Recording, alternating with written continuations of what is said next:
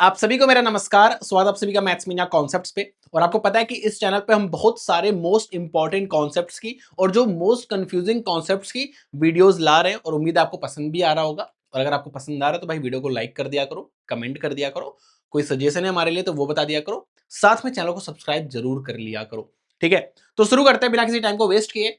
आज हम लोग ट्रायंगल के जितने भी सेंटर्स होते हैं, चाहे वो आपका इन सेंटर हो, सर्कम सेंटर हो, आपका ऑर्थो सेंटर हो, सेंट्रॉयड हो, सब कुछ और उससे रिलेटेड जो रिजल्ट्स हैं वो सब कुछ आज हम यहाँ पे रिकॉल करने वाले हैं, समझने वाले हैं। तो शुरू करते हैं बिना किसी टाइम को वेस्ट किए। सबसे पहले हम बात करेंगे इन सेंटर। अब ये इन सेंटर आता कैसे, समझ लो। इन सेंटर बेसिकली क्या होता है, एक ट्रायंगल के अंदर एक ऐसा सर्कल है जो तीनों साइड को टच कर रहा है। तो इस सर्कल का जो सेंटर है उसी को हम बोलते हैं इन सेंटर, जिसको हम बोलते हैं अंतः केंद्र। और इस सर्कल का जो रेडियस होता है उसको हम इन रेडियस बोलते हैं, अंतः त्रिज्या बोलते हैं। इतनी बात क्लियर है? ठीक है, तो भाई ये जो सर्कल है जो तीनों साइड्स को टच कर रहा है, इस सर्कल का जो सेंटर होगा वो इन सेंटर होगा। और इस सर्कल का जो रेडियस, जैसे इस सर्कल का रेडियस मान लो यहाँ पे ये है, इस सर्कल का रेडियस ये है, तो ये जो इसका रेडियस है उसको हम इन रेडियस बोलते हैं, अंतः त्रिज्या बोलते हैं। ठीक है, ठीक है। अब एक बात ये समझो कि ट्रायंगल अब चाहे जिस टाइप का हो, चाहे वो आपका राइट एंगल ट्रायंगल हो, चाहे वो आपका ऑब्ट्यूज एंगल ट्रायंगल हो, चाहे वो आपका एक्यूट एंगल ट्रायंगल हो, तो इन सेंटर में मैंने क्या बताया कि ऐसा सर्कल जो तीनों साइड्स को टच करता हुआ जा रहा है, भले से राइट एंगल ट्रायंगल हो तो सर्कल तो ये बनेगा, यहाँ पे जो है वो सर्कल ये बनेगा, ऐसे टच करता हुआ जा रहा है। तो भाई इस सर्कल का जो सेंटर होता है, तो भाई सर्कल का सेंटर सर्कल के अंदर होता है। इस सर्कल का जो सेंटर होता है वो सर्कल के अंदर होता है, और ये जो सर्कल है वो तो ट्रायंगल के अंदर है क्योंकि तीनों साइड को टच कर रहा है। तो यहां पे बस ये कहना चाह रहा हूं कि जो इन सेंटर होता है वो ऑलवेज इनसाइड ट्रायंगल होता है, वो चाहे कोई भी आपका ट्रायंगल हो। जो इन सेंटर होता है, जो अंतः केंद्र होता है, वो हमेशा ट्रायंगल के अंदर ही होगा, चाहे वो ट्रायंगल आपका किसी भी टाइप का, चाहे वो राइट एंगल ट्रायंगल हो, चाहे वो एक्यूट हो, चाहे वो ऑब्ट्यूज। इतनी बात क्लियर है? ठीक है।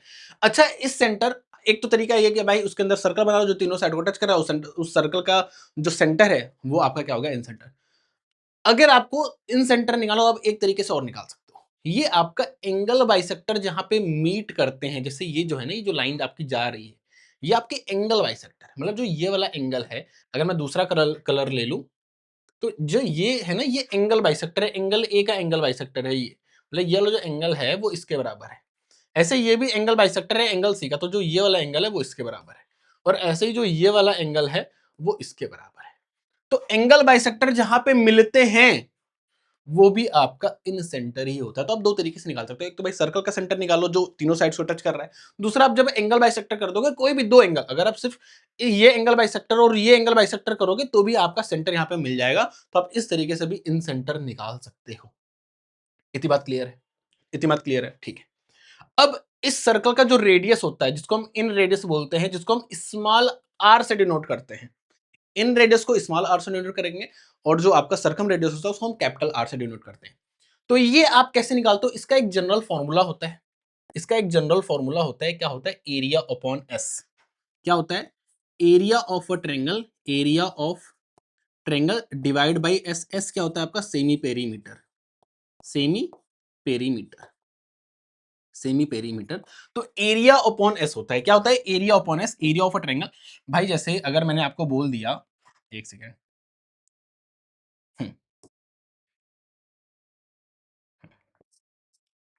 ये जनरल फॉर्मूला है। क्या होता है जनरल फॉर्मूला किसका, ये इन रेडियस का, मैंने लिखा नहीं है, ये इन रेडियस का ही जनरल फॉर्मूला है। किसका फॉर्मूला है?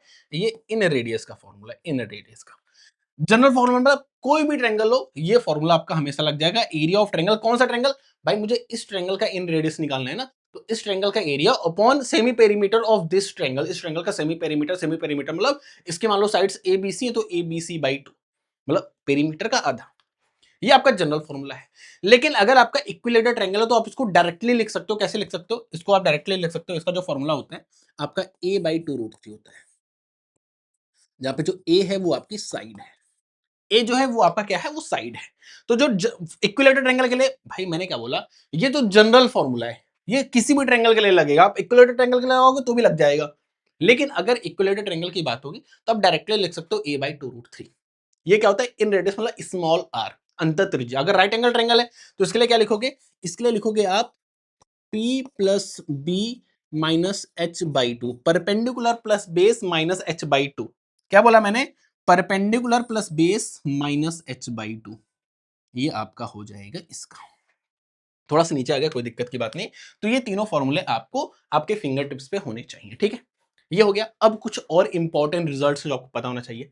देखो भाई, मैंने आपको क्या बोला, ये एंगल बाइसेक्टर है इसका और ये एंगल बाइसेक्टर है इसका, थोड़ा डिनोट इन्होंने गलत तरीके से किया है। ये वाला एंगल इसके बराबर है, ये वाला एंगल जो है वो इसके बराबर है, और जो ये वाला एंगल है वो इसके बराबर। भाई इसका एंगल, एंगल बी का एंगल बाइसेक्टर, एंगल सी का एंगल बाइसेक्टर, ठीक है। तो भाई अगर ये एंगल बाइसेक्टर है यहाँ पे मिला, तो ये क्या होगा? ये आपका इन सेंटर हो गया। ये क्या हो गया? अगर एंगल बाइसेक्टर ही तो मिल रहे हैं, तो ये आपका इन सेंटर हो गया। क्या हो गया? इन सेंटर। इसको आई से डिनोट करते हैं, यहाँ पे जी लिखा है नहीं, आई से डिनोट करते हैं, आई से। किसे डिनोट करते हैं? इसको आई से डिनोट करते हैं। क्लियर है? ठीक है। अब अगर ये एंगल थीटा होता है, तो ये आपका 90 प्लस थीटा बाई टू होता है। ये वाला जो एंगल होता है, ये वाला जो एंगल होता है, ये आपका 90 प्लस थीटा बाई टू होता है। मैंने क्या बोला? अगर ये एंगल थीटा है तो ये आपका 90 प्लस थीटा बाई टू होता है। ये आपका इंटरनल एंगल बाइसेक्टर मीट कर रहे हैं। या दूसरे तरीके से क्या बोल सकता है कि भाई ये एक ट्रायंगल है, ये इन सेंटर है, तो ये वाला एंगल कितना होगा? तो भाई अगर ये इन सेंटर है तो मतलब ये क्या, ये एंगल बाइसेक्टर ही तो मिल रहे होंगे, ये एंगल बाइसेक्टर है। तो बात दोनों तरीके से पूछ सकता है कि भाई एंगल बाइसेक्टर यहाँ पे मिल रहे हैं तो ये वाला एंगल बता दो, या ये पॉइंट इन सेंटर है, ये वाला एंगल बता दो। तो अगर ये थीटा है तो ये आपका क्या हो जाएगा? ये आपका 90 प्लस थीटा बाई टू हो जाएगा। सिंपल सी बात है, 90 और ये थीटा बाई टू, ठीक है। ठीक है, ये इंटरनल एंगल बाइसेक्टर थे। ये भाई दोनों इंटरनल एंगल है ना, ठीक है। अगर ये एक्सटर्नल एंगल बाइसेक्टर हो जाए, मतलब ये जो एंगल था अभी तक मैं इसको बाइसेक्ट कर रहा था, इसको ऐसे, लेकिन अब मैंने क्या किया है, इसको मैंने बाहर करके ये एक्सटर्नल एंगल बाइसेक्टर, मतलब ये वाला जो एंगल है वो इसके बराबर है, और साथ में जो ये वाला एंगल है वो इसके बराबर है, ठीक है। तो यहाँ पे एक्सटर्नल एंगल बाइसेक्टर है, तो ये जहां पे मिल रहे हैं, तो ये वाला जो एंगल होता है, अगर ये एंगल थीटा है तो ये आपका 90 माइनस थीटा बाई, अगर ये एंगल थीटा है तो आपका ये, सॉरी, ये आपका 90, ये आपका 90 माइनस थीटा बाई टू हो जाएगा। यहाँ पे 90 प्लस थीटा बाई टू था, यहाँ पे 90 माइनस थीटा बाई टू हो जाएगा। सिंपल सी बात है, ठीक है। कभी कभी हमें ना एंगल बी एंगल सी दिया होता है, तो भाई अगर एंगल बी एंगल सी दिया है तो 180 माइनस बी प्लस सी कर दोगे तो आपका एंगल ए आ जाएगा। अगर एंगल ए आ गया, मतलब जो थीटा है आपका, या एंगल ए बोल लो, तो ये क्या हो जाएगा? 90 प्लस ए बाई टू, ये आपका 90 माइनस ए बाई टू हो जाएगा। सिंपल सी बात है, क्लियर है। तो ये इंटरनल एंगल बाइसेक्टर हो गया, ये एक्सटर्नल एंगल बाइसेक्टर हो गया। इंटरनल एंगल बाइसेक्टर मतलब ये आपका सिंपल सा इन सेंटर है। तो यहाँ पे हमने सारी चीजें देख ली, हमेशा ट्रायंगल के इनसाइड होता है। तो ये था इन सेंटर की बात थी, इन रेडियस की बात थी, मतलब स्मॉल आर की हम बात कर रहे थे। अब हम बात करेंगे सर्कम सेंटर की। अभी तक ट्रायंगल के अंदर ऐसा सर्कल जो तीनों साइड्स को टच कर रहा था, यहाँ पे क्या है? यहाँ पे आपका तीनों वर्टेक्स को टच करता हुआ एक सर्कल, मतलब सर्कल आपका बाहर है। अच्छा, जब भी यहाँ पे हम इसको एक तरीके से बोलते हैं, जैसे यहाँ पे क्या बोलते हैं, circle is inscribed inside triangle. Inscribed मतलब अंदर। अच्छा, यहाँ पे अंदर क्या है? अंदर सर्कल है, तो सर्कल जो है वो इंस्क्राइब्ड है ट्रायंगल में। अगर मैं ट्रायंगल की बात करूं तो ट्रायंगल जो है वो सर्कमस्क्राइब्ड है, सर्कमस्क्राइब्ड मतलब बाहर होता है। तो खैर इसको नहीं बोलेंगे, इसको बोलेंगे कि जो सर्कल है वो सर्कमस्क्राइब्ड है। सर्कमस्क्राइब्ड मतलब बाहर, और इंस्क्राइब्ड मतलब अंदर। यहाँ पे जो ट्रायंगल है, ट्रायंगल इंस्क्राइब्ड इन सर्कल है, ट्रायंगल अंदर है। और मैं बात करूं सर्कल की, तो सर्कल जो है सर्कमस्क्राइब्ड मतलब बाहर है, किसके? ट्रायंगल के, ठीक है।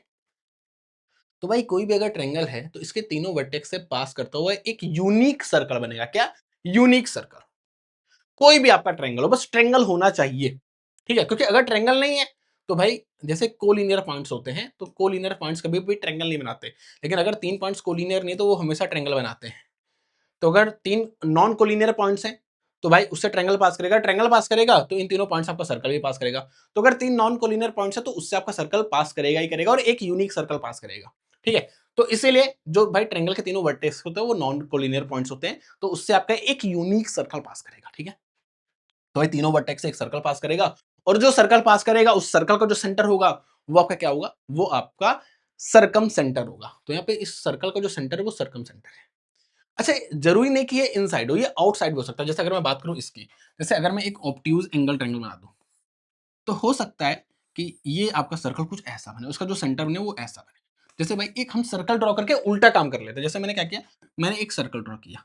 अब देखो मैंने यहाँ पे ना एक ट्रायंगल बना दिया, देखो ये एक ट्रायंगल बना दिया, और आपको पता है ये 90 से ज्यादा है, तो ये आपका ऑब्ट्यूज एंगल है। तो देखो ये मैंने ट्रायंगल बना दिया, इससे इन तीनों वर्टेक्स से एक सर्कल पास कर रहा है, लेकिन क्या इस सर्कल का जो सेंटर है वो इनसाइड है? नहीं, वो तो सेंटर यहाँ पे, तो आउटसाइड हो गया, ठीक है। भाई ट्रायंगल के आउटसाइड है ना, यहाँ पे देखो ट्रायंगल के इनसाइड है, यहाँ पे ट्रायंगल के आउटसाइड है।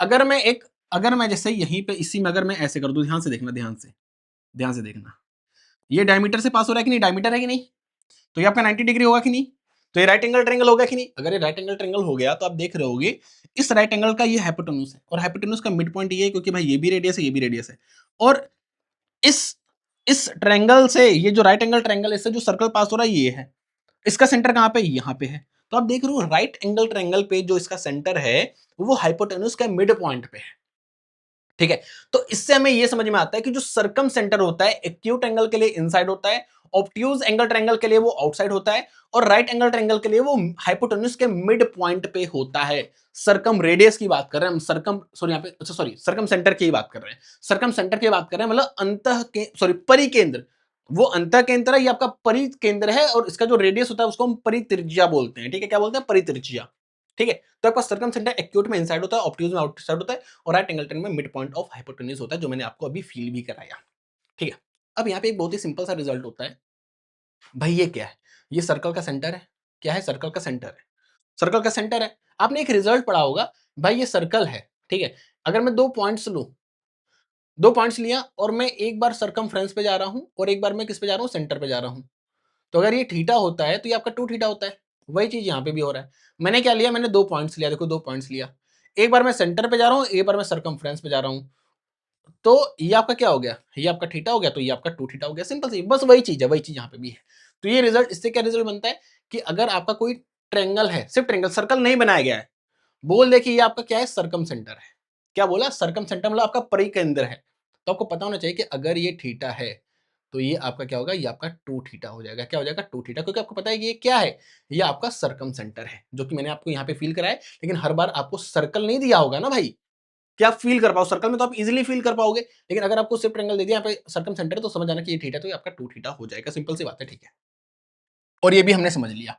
अब ये आपका सर्कम रेडियस है, क्या है, सर्कम रेडियस है, 1 मिनट, ये आपका 1 सेकंड, हेलो, ठीक है। तो नेक्स्ट हम देख लेते हैं इसका सर्कम रेडियस, मतलब परित्रिज्या, मतलब भाई ये जो सर्कल बन रहा है इसका जो रेडियस होगा वो कितना होगा, ठीक है। तो सिंपल सा है भाई, जो जनरल फॉर्मूला है मतलब सभी ट्रायंगल के लिए लगेगा, वो है आपका A B C upon 4 into area, 4 into area.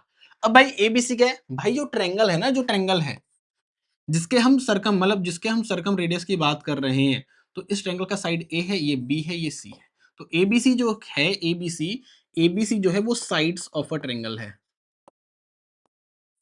Sides of a triangle, जो एबीसी है ना, एबीसी, एबीसी जो है वो साइड्स ऑफ अ ट्रायंगल है, और नीचे आपका 4 इंटू एरिया, एरिया कैसे निकालोगे, अगर वो स्केलेन ट्रायंगल है तो आप हीरोन्स फॉर्मूला से लगा सकते हो, ठीक है। तो एबीसी अपॉन 4 एरिया इसका सर्कम रेडियस का फॉर्मूला होता है, कोई भी ट्रायंगल हो, ठीक है।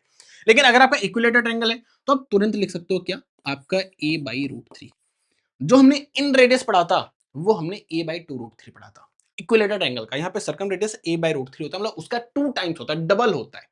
और यहाँ पे हमने क्या पढ़ा था, यहाँ पे हमने एरिया अपॉन एस पढ़ा था इन रेडियस में, और यहाँ पे क्या पढ़ा था, a/2√3, ठीक है। और राइट एंगल ट्रायंगल में हाइपोटेन्यूज का हाफ होता है, किसका होता है, हाइपोटेन्यूज का हाफ होता है, मैंने आपको दिखाया भी था अभी कि भाई ये एक सर्कल है, ये डायमीटर है, और ये आपका राइट एंगल ट्रायंगल मैंने आपको पता है, तो ये क्या है, ये आपका सेंटर है, भाई ये सर्कल सेंटर है जो कि हाइपोटेन्यूज के मिड पॉइंट पे है, और ये क्या है, अगर मैं बात करूं यही तो उस इस सर्कल का जो रेडियस है वो यही तो है, और ये पूरा हाइपोटेन्यूज है, तो ये आपका हाइपोटेन्यूज का हाफ नहीं हुआ, तो बस वही चीज मैंने यहाँ पे लिख दिया, तो ये इसका जनरल फॉर्मूला है, क्लियर है। और हमने क्या पढ़ा था, इन इन रेडियस क्या पढ़ा था राइट एंगल ट्रायंगल का, p plus P minus h/2, ठीक है, क्लियर है। आ जाओ नेक्स्ट पे, ऑर्थो सेंटर, भाई जहां पे एल्टीट्यूड्स क्या होते हैं, इंटरसेक्ट करते हैं, वही जो पॉइंट होता है ये आपका ऑर्थो सेंटर होता है, जहां पे आपके एल्टीट्यूड्स मिलते हैं, एल्टीट्यूड्स। हमने जो इन सेंटर पढ़ा था वहां पे एंगल बाइसेक्टर मीट कर रहे थे, यहाँ पे एल्टीट्यूड्स मीट कर रहे हैं, तो ये आपका थीटा हो जाएगा। अब देखो यहाँ पे अगर आप ध्यान से देखो, तो ये जो है आपका ये क्या है, ये आपका क्वाड्रिलेटरल है, क्वाड्रिलेटरल के चारों एंगल का जो सम होता है वो आपका 360 डिग्री होता है। अब देखो कि 90 ये हो गया, क्योंकि भाई एल्टीट्यूड्स है ना, 90 ये हो गया, तो 90 90 180, मतलब इसका और इसका सम भी आपका 180 होगा, तो अगर ये थीटा है तो ये आपका 180 माइनस थीटा होगा, तो सिंपल सा रिजल्ट है, ये 180 माइनस थीटा, और अगर ये 180 माइनस थीटा है तो ये भी आपका 180 माइनस थीटा हो जाएगा, क्योंकि वर्टिकली अपोजिट एंगल है। तो अगर ये आपका थीटा है तो ये आपका 180 माइनस थीटा, और ये भी आपका 180 माइनस थीटा। तो सिंपल सा क्या समझ में आया कि अगर आपका कोई भी ट्रायंगल दिया हुआ है और बोल रहा है कि ये उसका क्या है, ये इसका ऑर्थो सेंटर है। तो समझ जाना कि अगर मैं इसको मिला दूं तो ये अगर आपका थीटा है तो ये आपका 180 माइनस थीटा हो जाएगा। अभी मैंने यहाँ पे दिखाया ये थीटा, तो ये आपका 180 माइनस थीटा, तो ये भी 180 क्योंकि वर्टिकली अपोजिट है। तो अगर ये ऑर्थो सेंटर है, ये क्या है, ये आपका ऑर्थो सेंटर है, ऑर्थो सेंटर है। ये भी थोड़ा हम रिवाइज भी करेंगे, ये आपका ऑर्थो सेंटर है। अगर मैं यहाँ पे ट्रायंगल बना दूं और मैं बोल रहा हूं कि ये आपका क्या है, ये आपका इन सेंटर। अच्छा, ऑर्थो सेंटर को हम ओ से डिनोट करते हैं, ठीक है। सर्कम सेंटर को हम सी से डिनोट करते हैं। सर्कम सेंटर का आपने ओ लिखा है, इसको हम सी से डिनोट करें, उसको मैं आपको पीडीएफ में सही करा के दे दूंगा, ठीक है। इसको हम सी से डिनोट करते हैं और इन सेंटर को हम आई से डिनोट करते हैं, ठीक है। इसको हम सी से करते हैं सर्कम सेंटर को, और इसको हम ओ से डिनोट करते हैं, ओ से। तो बोल रहा है ये आपका ओ है, ऑर्थो सेंटर। अगर ये आपका सर्कम सेंटर है तो आपको पता है कि अगर ये थीटा होगा तो ये आपका, ये अगर आपका थीटा होगा तो ये आपका 2 थीटा होगा, अगर ये सर्कम सेंटर है तो। और अगर ये आपका इन सेंटर है, मतलब आई है, अगर ये आपका आई है तो ये आपका अगर थीटा है तो ये आपका 90 प्लस थीटा बाई 2 हो जाएगा। क्लियर है ना, कोई भी कंफ्यूजन नहीं ना है। अगर ये पॉइंट इन सेंटर है तो आपका 90 प्लस थीटा, अगर थीटा है तो 90 प्लस थीटा बाई 2, ये आपका थीटा तो 2 थीटा, अगर सर्कम सेंटर है तो, और अगर आपका थीटा है तो ये आपका 180 माइनस थीटा हो जाएगा, अगर ये ऑर्थो सेंटर है तो। सिंपल सी बात है। और एक्यूट एंगल ट्रायंगल के लिए जो आपका ये होता है ना, आपको एक बार मैं फील भी करा देता हूँ।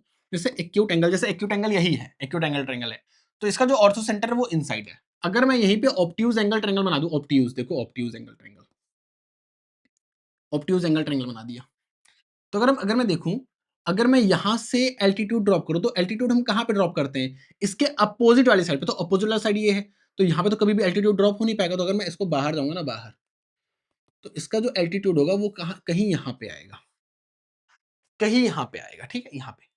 और अगर मैं बात करूं, जैसे अगर मैं इससे अगर ड्रॉप करूं एल्टीट्यूड, इससे अगर मैं ऑल्टीट्यूड ड्रॉप करूं, इससे इससे अगर मैं ड्रॉप करूं एल्टीट्यूड, तो जैसे चलो इससे ड्रॉप कर देता हूं, इससे। तो अगर मैं इससे एल्टीट्यूड ड्रॉप तो यहाँ पे करूंगा तो यहाँ पे एल्टीट्यूड ड्रॉप होगा। लेकिन ये हमें एल्टीट्यूड्स को इंटरसेक्ट कराना है, तो इसको मैं मुझे यहाँ पे भेजना पड़ेगा, फिर यहाँ पे तो मैंने ऐसे भेज दिया। ये पूरा एल्टीट्यूड है, ये पूरा एल्टीट्यूड है, और इसका जो एल्टीट्यूड है वो पूरा ये है। तो ये कहीं यहाँ पे जाके इंटरसेक्ट कर रहा है, जो कि आपको दिख रहा होगा कि इसके बाहर है। तो ऑब्ट्यूज एंगल ट्रायंगल में जो आपका ऑर्थो सेंटर होता है वो आउटसाइड होता है, और राइट एंगल ट्रायंगल में ऑन राइट एंगल वर्टेक्स होता है। अगर मैं जैसे बात करूं, एक राइट एंगल ट्रायंगल में ड्रॉ कर रहा हूं, देखो राइट एंगल ट्रायंगल, ये आपका राइट एंगल ट्रायंगल है। अगर मैं यहां से क्या कर रहा हूं, परपेंडिकुलर ड्रॉप कर रहा हूं, तो अपोजिट साइड पे तो परपेंडिकुलर यही तो है भाई, यही तो परपेंडिकुलर है, यही। और अगर मैं यहां से ड्रॉप कर रहा हूं इस वाली साइड पे, तो परपेंडिकुलर ये है, तो ये आपके जो यहाँ पे इंटरसेक्ट है, देखो यहाँ पे ही इंटरसेक्ट कर रहे हैं, तो यही आपका क्या हो जाएगा, ऑर्थो सेंटर। यही आपका ऑर्थो सेंटर होगा। तो जो राइट एंगल ट्रायंगल का जो ऑर्थो सेंटर होता है वो इसके राइट एंगल और जो है ना उसी वर्टेक्स पे होता है। तो वही चीज मैंने यहाँ पे लिखी हुई है कि एक्यूट एंगल ट्रायंगल में आपका इनसाइड होता है, ऑब्ट्यूज में आउटसाइड होता है, और आपका राइट एंगल ट्रायंगल में ऑन राइट एंगल वर्टेक्स। तो सिंपल सी बात है, बहुत ही आसान है भाई। देखो, जो इन सेंटर होता है वो हमेशा अंदर होता है, जो सर्कम सेंटर होता है और जो आपका ऑर्थो सेंटर होता है ये दोनों आपका सेम है। बस जो आपका सर्कम सेंटर होता है राइट एंगल ट्रायंगल पे वो हाइपोटेन्यूज के मिड पॉइंट पे होता है, और जो आपका ऑर्थो सेंटर होता है वो राइट एंगल वाले वर्टेक्स पे होता है। क्लियर है, ठीक है ना। अब एक चीज हम और देख लेते हैं, एक चीज और देख लेते हैं, सेंट्रॉइड। सेंट्रॉइड के बाद यूलर लाइन में उसको भी देखेंगे। सेंट्रॉइड जहां पे आपके मीडियंस जो होते हैं वो इंटरसेक्ट करते हैं। मीडियन क्या होता है, जैसे मान लो ये साइड है, इस साइड का मिड पॉइंट ये है, मतलब ये आपके ये वाली ये जो और ये बराबर है, तो ये आपका इस साइड का मिड पॉइंट है। और मिड पॉइंट को जब अपोजिट वर्टेक्स से आप वो कर दोगे, तब का क्या हो जाएगा, आपका ये जो लाइन है, ये पूरी लाइन, ये आपकी मीडियन है। क्या है, मीडियन है, ठीक है, मध्यिका बोलते हैं। ऐसे ही इस वर्टेक्स से आप सामने वाली साइड के मिड पॉइंट पे चलोगे तो ये आपका मीडियन हो गया। और ये आपका इस पॉइंट से जो ये वाली साइड है इसके जब आप मिड पॉइंट पे चले जाओगे तो ये आपका क्या हो जाएगा, ये आपका मीडियन होगा। तो मीडियन जहां पे इंटरसेक्ट करते हैं उसको हम सेंट्रॉइड बोलते हैं, जिसको हम जी से डिनोट करते हैं। किसे डिनोट करते हैं, जी से डिनोट करते हैं। तो ये आपका क्या हो गया, ये आपका जहां पे मीडियंस आपके इंटरसेक्ट करते हैं वो आपका क्या हो गया, वो आपका क्या हो गया, वो आपका हो गया, वो आपका सेंट्रॉइड हो गया। अच्छा, एक चीज और सुनो, अब कोई भी ट्रायंगल हो, कोई भी ट्रायंगल हो, चाहे वो आपका राइट एंगल ट्रायंगल है, क्योंकि राइट एंगल ट्रायंगल में जब आप मीडियन जो करो तो भाई इस साइड के मिड पॉइंट पे जो जाओगे, मिड पॉइंट पे, ऐसे ही आप यहां से इसके मिड पॉइंट पे जाओगे, ऐसे आप यहाँ के इसके मिड पॉइंट पे जाओगे तो आपका ऐसे, तो ये भी इनसाइड, ठीक है। और ऐसे ही आपका जो ऑब्ट्यूज है वो भी आपका इनसाइड, तो ये आपका ऑलवेज इनसाइड ट्रायंगल होता है, always always inside of triangle होता है, ऑलवेज इनसाइड ऑफ ट्रायंगल, चाहे किसी भी टाइप का आपका ट्रायंगल हो, ठीक है।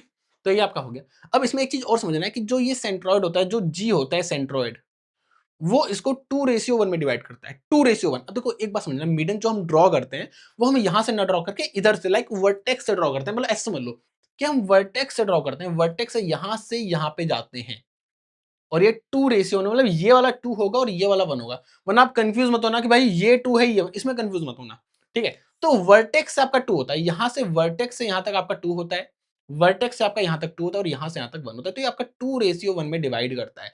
जो आपका सेंट्रॉइड होता है वो मीडियन को 2:1 में डिवाइड करता है, 2:1 में, ठीक है। इतनी बात क्लियर। अब यहाँ पे लेंथ ऑफ मीडियन देख लेते हैं, मीडियन भाई ये मीडियन की लेंथ, भाई इसके लेंथ निकालना देख लेंगे, इसके लेंथ निकालना सीख लेंगे और इसके लेंथ, तीनों के लेंथ निकालना सीखते हैं। मान लेता हूँ कि जो साइड्स है वो आपकी ए बी सी है, ए बी सी साइड, मतलब ये वाली साइड ए है, ये वाली साइड आपकी बी और ये वाली साइड आपके सी है। तो जैसे अगर मान लो मुझे ये निकालना है, ये वाला निकालना है, तो कैसे करते हैं, देखो सिंपल सा है, हाफ आपको सबसे पहले हाफ कर देना है और रूट के अंदर क्या लिखना है वो समझो।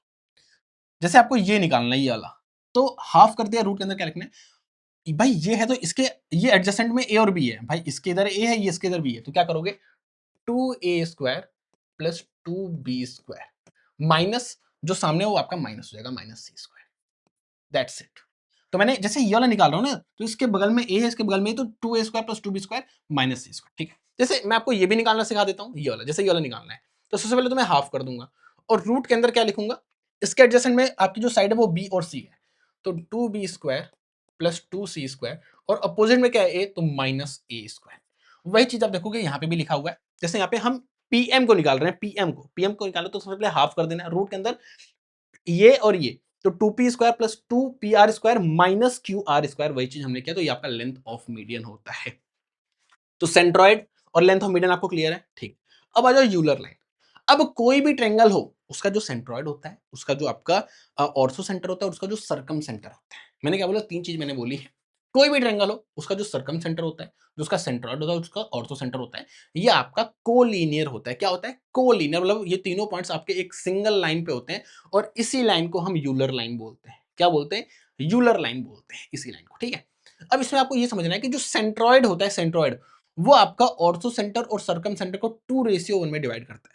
अब आप ये 2:1, 1:2 में कंफ्यूज मत हो, उसके लिए आपको एक चीज बताता हूं। जैसे यहाँ पे मैंने क्या बोला, सर्कम सेंटर सी से स्टार्ट हो रहा है, सेंट्रॉइड आपका सी से स्टार्ट हो रहा है, दोनों सी से स्टार्ट हो रहा है।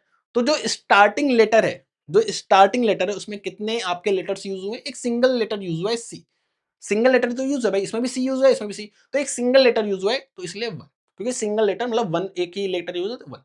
यहाँ पे सी है, सेंट्रॉइड का सी और यहाँ पे ऑर्थो सेंटर का ओ है, तो यहाँ पे कितने लेटर्स यूज हुए, 2, सी और ओ, तो यहाँ पे क्या हो जाएगा 2। तो ये बस एक तरीका है, जैसे आप बोलो मत। तो ये आपकी यूलर लाइन होती है, जहाँ पे सेंट्रॉइड जो होता है आपका सर्कम सेंटर ऑर्थो सेंटर को 1:2 में डिवाइड करता है, ठीक है। क्यों, क्योंकि भाई सर्कम सेंटर मैंने पहले बोला ना, अगर मैं ऑर्थो सेंटर पहले बोलता, सर्कम सेंटर पहले बोलता, तो 2:1 में डिवाइड करता है। क्लियर है आपको। तो ये आपका यूलर लाइन है जो आपको ध्यान में रखना है। तो भाई इतना ही था आपका right angle triangle, sorry side right angle triangle नहीं, इतना ही था। आपके सारे सेंटर्स हमने यहाँ पे कवर किए, इन सेंटर कवर किया, सर्कम सेंटर कवर किया, ऑर्थो सेंटर कवर किया है और सेंट्रॉइड्स कवर किया है। साथ में इसके साथ इससे रिलेटेड जितने भी रिजल्ट्स से जो बनते हैं वो सब हमने यहाँ पे कवर किया।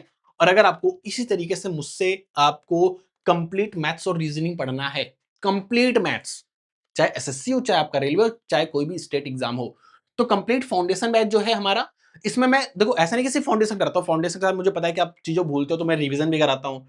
मुझे आपको बताना है कि भाई एग्जाम में आपको कैसे अटेम्प्ट करना है, कैसे स्किप करना है, तो वो भी सब कुछ सिखाता हूँ। तो ये आपका कंप्लीट फाउंडेशन है, साथ में इंटेंस मैथ रिवीजन 1.0 है, जहाँ पे जो आपके भूलने भटकने वाले कॉन्सेप्ट होते हैं वो मैं रिवाइज कराता हूँ बहुत अच्छे से।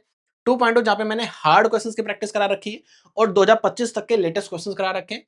आर्ट ऑफ स्किपिंग आपको एग्जाम में कैसे अटेम्प्ट करना रहता है, कौन से क्वेश्चन स्किप करने होते हैं, कौन से क्वेश्चन पहले करने होते हैं, जो कि अभी के पॉइंट ऑफ टाइम, मतलब अभी के टाइम से बहुत ज्यादा इंपॉर्टेंट होगा, क्योंकि न्यू पैटर्न आ चुका है जहाँ पे आपको 15 मिनट में 25 क्वेश्चन करने हैं, तो ये बहुत ही ज्यादा जरूरी है। तो ये कंप्लीट इन सबको अगर मैं मिला दूं, तो जो आपका है ये 100 से 105 आवर्स का है, पूरा कंटेंट जो है आपका 105 घंटे का है। और इतना कम पॉसिबल इसलिए क्योंकि मैं बकायदे उकायदे नहीं करता, सिंपल टू द पॉइंट पढ़ाता हूँ, जैसे यहाँ पे आपको पढ़ाया वैसे टू द पॉइंट पढ़ाता हूँ, ठीक है। तो ये कंप्लीट मैथ्स 105 घंटे में आपका सब कुछ कवर हो जाएगा बहुत अच्छे से, और मोर देन सफिशिएंट। आप इतना कर लोगे, आप कोई भी एग्जाम करोगे बहुत ही अच्छा स्कोर करके आओगे। रीजनिंग की बात करूं तो कंप्लीट फाउंडेशन कराता हूं, साथ में स्पीड बूस्टर सीरीज कराता हूं, जहां पे मैं आपको ये सिखाता हूं कि कैसे आप 10 से 12 मिनट में आराम से 25 क्वेश्चंस को आराम से कर सकते हो। इस 25 में से आप 21 और 22 को बिना पेन उठाए कर सकते हो। तो ये सब कुछ सिखाता हूं, ये आपका 50 घंटे का है, ये आपका 50 आवर्स में है।